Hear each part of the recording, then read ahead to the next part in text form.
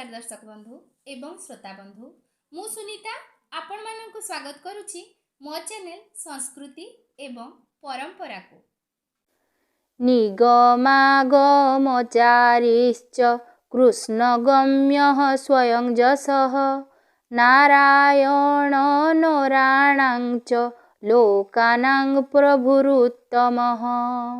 मोक्षदा एकादशी बा वैकुंठ एकादशी बा मौन एकादशी बा गौतमी एकादशी मार्गशीर मास शुक्ल पक्ष एकादशी को मोक्षदा एकादशी भावे पालन करा जाए। एही एकादशी को पालन करिबा द्वारा जीव निज पितृपुरुष मानंकु मध्य मुक्ति देइथाय बोली शास्त्र विश्वास रही अछि। एही एकादशीर महात्म्य आमे पद्म पुराण रे देखिबाकू पाइथाउ। एकदा चंपा नगरी रे वैखानक नामक जणे प्रतापी राजा थिले। तांकर मृत पिता तांकु स्वप्न रे देखा देई कहिले, हे पुत्र मु नरकरे पड़ी अत्यंत कष्ट पाउछि। राजा एहा सुनी एहार समाधान पाई से पर्वत ऋषिंक पाखकू गले। आउ ऋषि तांकर अंतर्दृष्टि रे जानिबाकू पाइले जे राजांक पिता तांकर पूर्व जन्मरे तांकर गोटिए पत्नी प्रेम रे एभली निमग्न रहिले जे तांकर अन्य पत्नी मानंकू संपूर्ण भूली गले। राजांक पिता निजर अन्य पत्नी मानंकू अवहेला करिथिबा हेतु से एबे नरक भोगुछंती। एहार समाधान करिबाकू जाई पर्वत ऋषि कहिले, हे राजन आपण मोक्षदा एकादशी व्रत रखी एहार पुण्य आपणक पितांकू दान कर। एहा सुनी राजा मोक्षदा एकादशीर व्रत रखिले एवं एहार पुण्य बलरे राजांक पिता स्वर्ग गमन कले। मोक्षदा एकादशीर महत्व मोह माया सबु रोगर मूल कारण। एहा द्वारा मनीषर भीतर अंशरे थिबा अनेक रोग सृष्टि होइथाय। मोक्षदा एकादशी व्रत रखिले अनेक प्रकारर मानसिक रोग दूर होई जाइथाय बोली विश्वास रहिछि। पद्म पुराण रे कुहा जाइछि जे मोक्षदा एकादशी पाप को नाश करिथाय। धार्मिक मान्यता अनुसार एकादशी अत्यंत शुभ फलदायी होइथाय। मान्यता रहिछि जेउ लोकमाने समस्त विधि विधानर सहित भगवान विष्णुंक पूजा अर्चना एवं उपवास करिथांती सेमानंकु मोक्ष प्राप्ति होइथाय। एही कारणरू एहाकू मोक्षदा एकादशी कुहा जाइथाय। मोक्षदा एकादशी व्रत पालनर विधि। एकादशी दिन सकाळ समय रे नित्य कर्म समाप्त परे व्रत धारण करि पारिबो।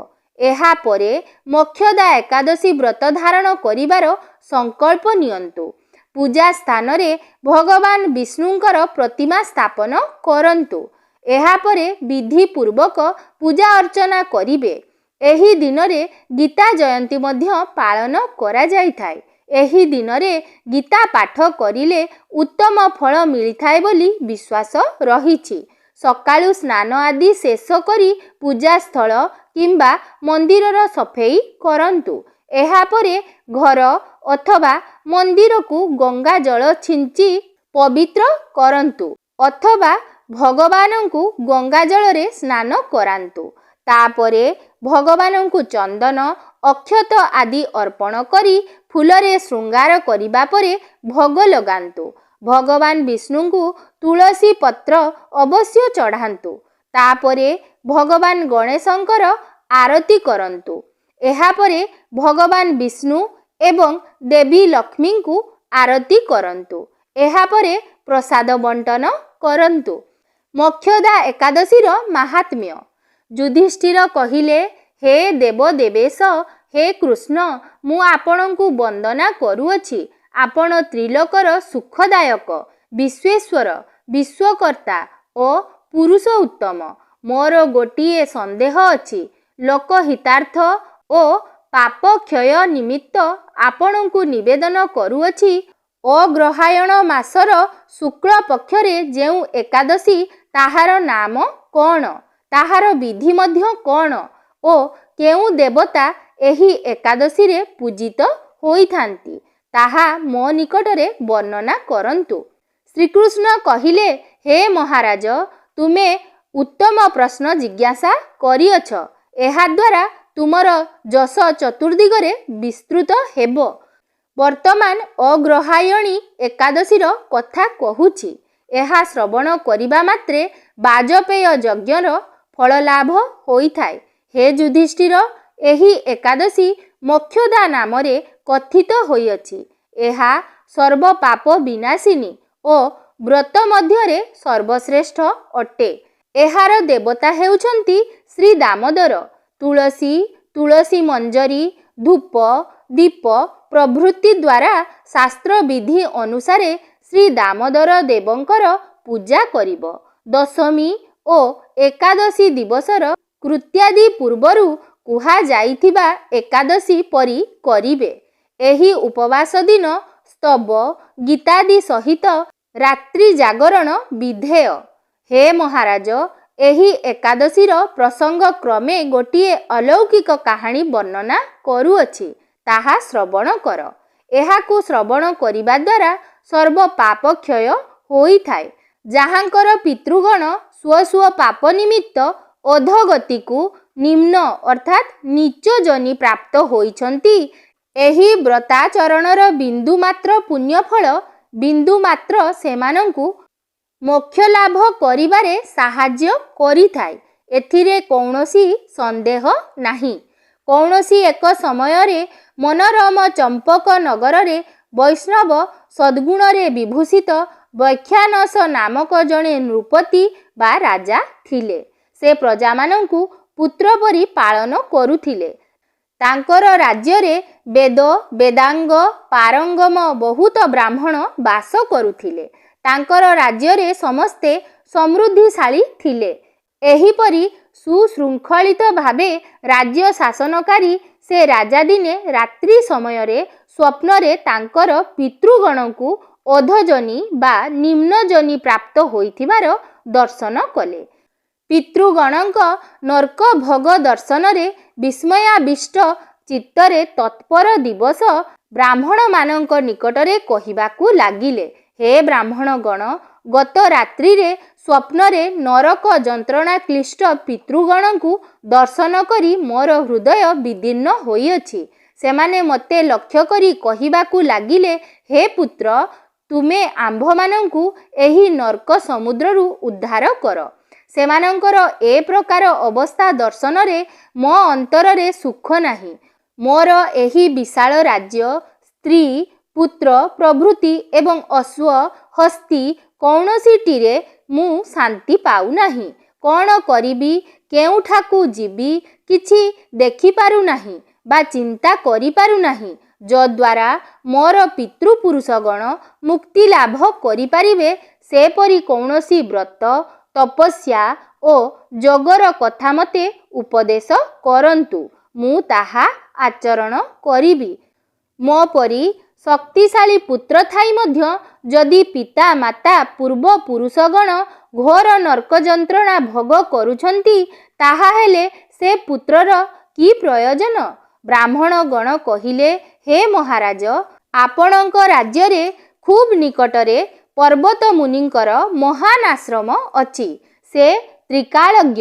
ତାହାଙ୍କ ନିକଟରୁ ଆପଣ ସେମାନଙ୍କର ମୁକ୍ତିର ଉପାୟ ଅବଗତ ହୋଇପାରିବେ। ଶ୍ରୀକୃଷ୍ଣ କହିଲେ, ହେ ମହାରାଜ ଯୁଧିଷ୍ଠିର, ବ୍ରାହ୍ମଣଗଣଙ୍କ ବାକ୍ୟ ଶ୍ରବଣ କରି ମହାତ୍ମା ବୈଖ୍ୟାନସ ରାଜା ତତ୍କ୍ଷଣାତ୍ ସେହି ପର୍ବତମୁନିଙ୍କ ଆଶ୍ରମକୁ ଗଲେ। ବ୍ରାହ୍ମଣଗଣ ଓ ସଭାସ୍ଥଳୀରେ ଥିବା ପ୍ରଜାବର୍ଗ ମଧ୍ୟ ତାଙ୍କର ଅନୁଗମନ କଲେ। ସେଠାକୁ ଯିବା ପରେ ଦୂରରୁ ଋଷିବରଙ୍କୁ ସାଷ୍ଟାଙ୍ଗ ପ୍ରଣାମ କରି ନିକଟସ୍ଥ ହୋଇ ତାଙ୍କର ଚରଣଦ୍ୱୟ ସ୍ପର୍ଶ କରି ପ୍ରଣତି ଜ୍ଞାପନ କଲେ। ବେଦାଧ୍ୟୟନକାରୀ ମୁନିଗଣଙ୍କ ଦ୍ୱାରା ପରିବେଷ୍ଟିତ ହୋଇ ଦ୍ୱିତୀୟ ବ୍ରହ୍ମାଙ୍କ ପରି ସେ ଉପବିଷ୍ଟ ହୋଇଥିଲେ। ମୁନିବର ରାଜାଙ୍କର ସପ୍ତାଙ୍ଗର କୁଶଳ, ରାଜ୍ୟର ନିଷ୍କଣ୍ଟକତ୍ୱ ଓ ରାଜ୍ୟ ସୁଖ ଅବ୍ୟାହତ ଅଛି କି ନାହିଁ ଇତ୍ୟାଦି ବୃତ୍ତାନ୍ତ ଜିଜ୍ଞାସା କଲେ। ରାଜା କହିଲେ, ହେ ପ୍ରଭୁ, ଆପଣଙ୍କ ଅନୁଗ୍ରହରୁ ମୋର ସପ୍ତାଙ୍ଗର କୁଶଳ ବିଷ୍ଣୁ ଭକ୍ତି ପରାୟଣ ଆପଣଙ୍କ ପରି ମହାଜନଙ୍କର ଯେଉଁମାନେ ଭକ୍ତ ସେମାନଙ୍କର କେତେବେଳେ ହେଲେ ବିଘ୍ନ ଉପସ୍ଥିତ ହୁଏ ନାହିଁ। ତେବେ ମୁଁ ଗୋଟିଏ ଦିନ ରାତ୍ରି କାଳରେ ସ୍ୱପ୍ନରେ ପିତୃପୁରୁଷଗଣଙ୍କ ନର୍କ ଯନ୍ତ୍ରଣା ଓ କାତର ଆର୍ତ୍ତନାଦ ଦର୍ଶନରେ ବ୍ୟଥିତ ଓ ଚିନ୍ତାଗ୍ରସ୍ତ ହୋଇଛି। ହେ ଋଷିବର, କୌଣସି ପୁଣ୍ୟ ଫଳରେ ସେମାନେ ଏ ପ୍ରକାର ଦୁର୍ଦ୍ଦଶାରୁ ମୁକ୍ତି ପାଇବେ ତାହାର ଉପାୟ ନିର୍ଣ୍ଣୟ ପାଇଁ ଆପଣଙ୍କ ଶ୍ରୀଚରଣରେ ଉପସ୍ଥିତ। ରାଜାଙ୍କ କଥା ଶୁଣି ବ୍ରହ୍ମତୁଲ୍ୟ ତପସ୍ୱୀ ପର୍ବତ ମୁନିରାଜ ପିତୃଗଣଙ୍କ ନର୍କ ଯନ୍ତ୍ରଣାର କାରଣ ଅବଗତ ହେବା ନିମିତ୍ତ ଚକ୍ଷୁ ନିମୀଳନ କରି ଧ୍ୟାନସ୍ଥ ହେଲେ। ଏକ ମୁହୂର୍ତ୍ତ ସମୟ ଧ୍ୟାନ କରିବା ପରେ ରାଜାଙ୍କୁ କହିଲେ, ପୂର୍ବ ଜନ୍ମରେ ତୁମର ପିତା ରାଜ୍ୟ ଗର୍ବରେ ଗର୍ବିତ କ୍ଷତ୍ରିୟ ରାଜା ଥିଲେ।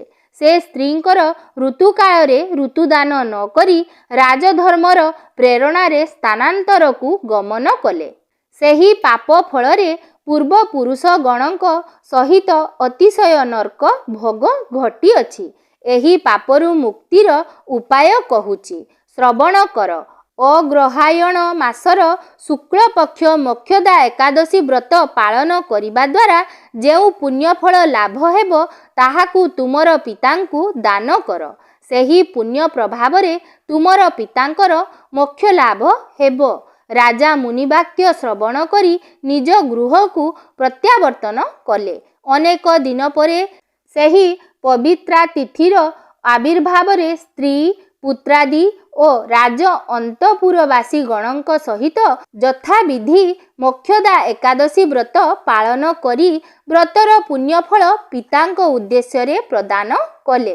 ଏହି ପୁଣ୍ୟଫଳ ଦାନ ସଙ୍ଗେ ସଙ୍ଗେ ଆକାଶରୁ ପୁଷ୍ପବୃଷ୍ଟି ହେବାକୁ ଲାଗିଲା। ଏହାପରେ, ହେ ପୁତ୍ର, ତୁମର ମଙ୍ଗଳ ହେଉ, ତୁମର ମଙ୍ଗଳ ହେଉ, ଏହା କହି କହି ବୈଖ୍ୟାନସ ରାଜାଙ୍କର ପିତା ନରକରୁ ମୁକ୍ତ ହୋଇ ପୂର୍ବପୁରୁଷଗଣଙ୍କ ସହିତ ସ୍ୱର୍ଗକୁ ଗମନ କଲେ। ଭଗବାନ ଶ୍ରୀକୃଷ୍ଣ କହିଲେ, ହେ ମହାରାଜ ଯୁଧିଷ୍ଠିର, ଏହି ପ୍ରକାରେ ଯେଉଁ ବ୍ୟକ୍ତି ଏହି ମଙ୍ଗଳଦାୟିନୀ ମୋକ୍ଷଦା ଏକାଦଶୀ ବ୍ରତ ପାଳନ କରନ୍ତି ତାହାଙ୍କର ସମସ୍ତ ପାପ ବିନଷ୍ଟ ହୋଇଥାଏ ଏବଂ ମୃତ୍ୟୁ ପରେ ସେ ମୋକ୍ଷ ଲାଭ କରିଥାନ୍ତି। ଏହି ବ୍ରତର ପୁଣ୍ୟ ସଂଖ୍ୟା ମୁଁ ମଧ୍ୟ ଜାଣିନାହିଁ।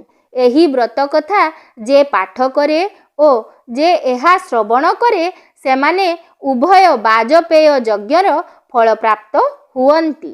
ଜୀବାନାଂ ପରମାତ୍ମାଶ୍ଚ ଜଗଦ୍ବନ୍ଦ୍ୟଃ ପରାଜମଃ ଭୂତବାସୀ ପରାକ୍ଷଶ୍ଚ ସର୍ବବାସୀ ଚରାଶ୍ରୟଃ।